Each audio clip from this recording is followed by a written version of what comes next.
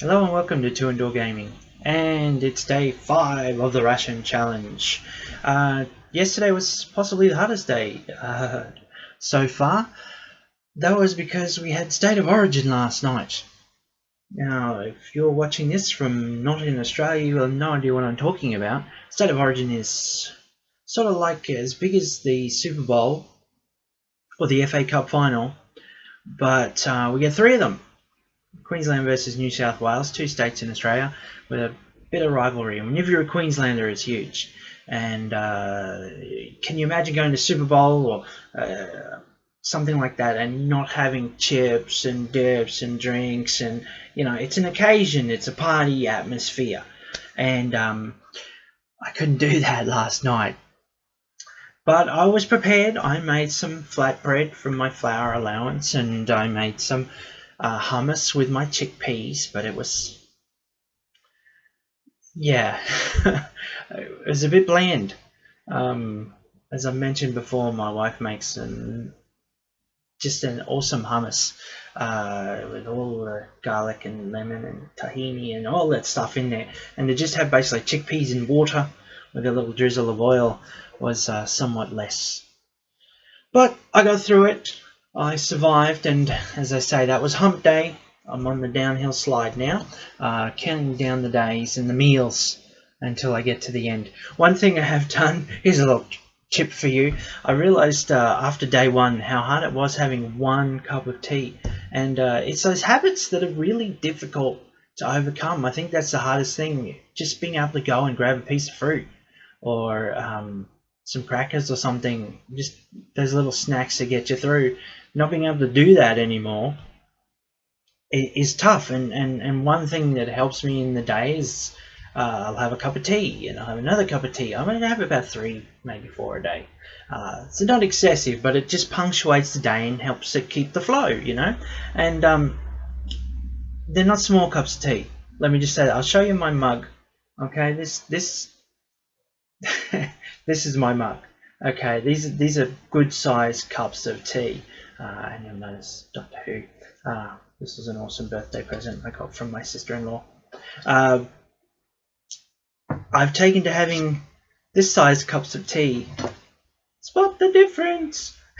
Why am I taking to having little cups of tea if I can only have 1 a day? Well, if I have a little cup of tea, I can use that tea bag 3 times. So I can actually have 3 cups of tea. That's what I'm at. That's where I'm at. I'm making 3 cups of tea a day with 1 tea bag, just to help it stretch out.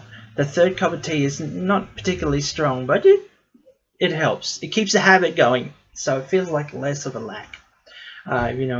Just a tip for you guys if you're going to do it with me next year. If I do it next year, if I survive. But yeah, I'm looking forward to finishing this up. I must admit, it has been a good challenge, and I certainly the goal for us as participants is not just to raise money; it's to raise empathy in ourselves, and that's how the challenge started. The originators of the challenge wanted to have empathy with. They were just visiting a country with refugees, and they said, "Well, what would it be like to live on this food?" And they tried it, and they said it opened up their minds to just that struggle that refugees go through, and that gave them an idea. Well, if that was important for us, let's do it with some other people and raise some money in the meantime.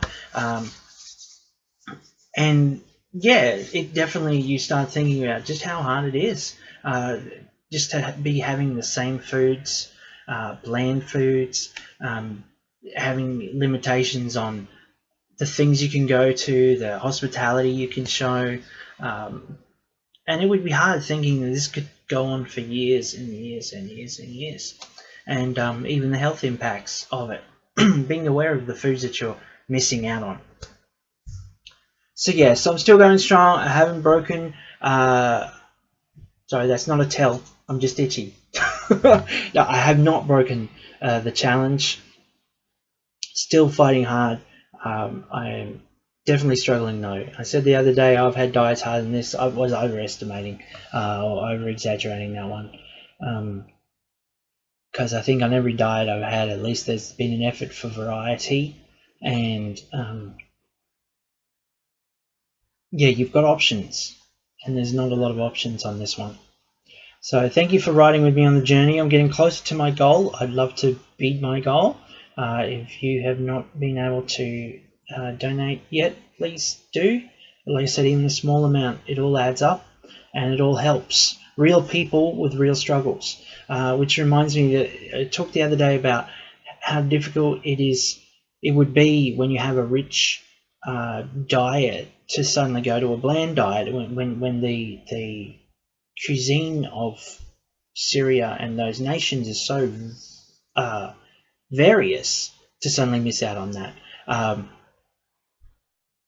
Well, I got an email which had a couple of stories of refugees, directly from refugees, and they were sharing some of their recipes, and they were also talking a little about the story.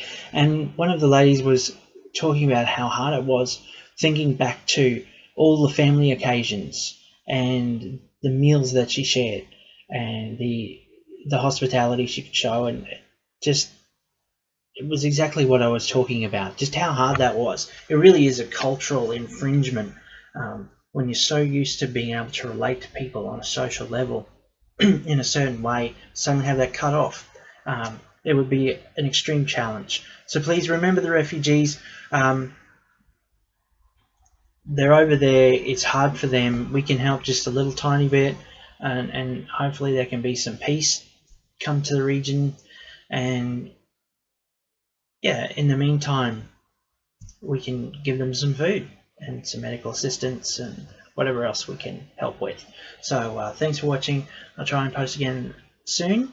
As you can see, it's been a bit stuttered. But yeah, I'll catch you next time.